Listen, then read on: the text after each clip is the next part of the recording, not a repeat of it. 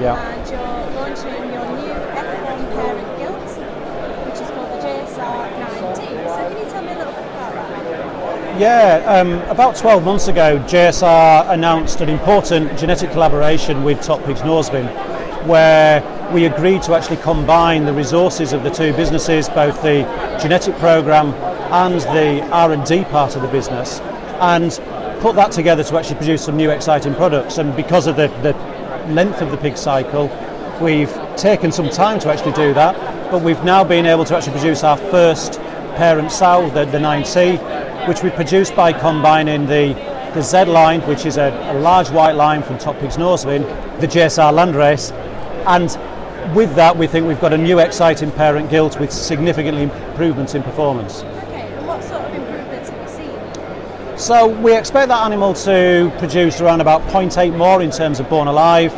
0.6 increase through to weaning, and the progeny from those animals to be around about 4 days quicker to slaughter.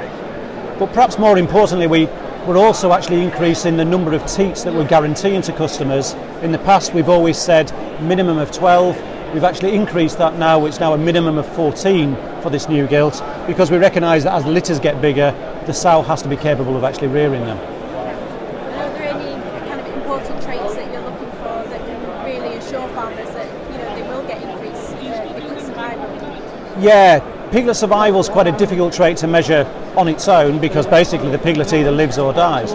But some of the really good indicators are things like birth weight. So birth weight's actually incorporated in there. We know an animal born at 1.6 kilos has a pretty good chance of actually making it through to weaning, whereas the animals, as they get lighter and lighter, have a lower and lower chance. So the more animals that we can get at a higher weight, the more animals that we actually get through to weaning.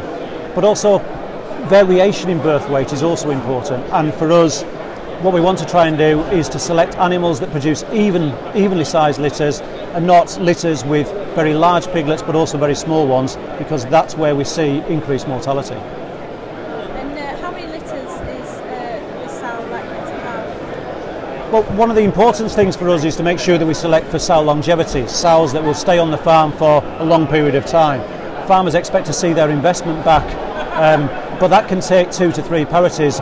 We expect these animals capable of producing 6 parities, and one of the ways that we assure that is that we always look at the weaning to service interval, removing animals that have basically an elongated period. We don't want animals going over 6 days in that period there, because if we do, we know that those are animals that are likely to be culled on farm rather than kept for the next parity.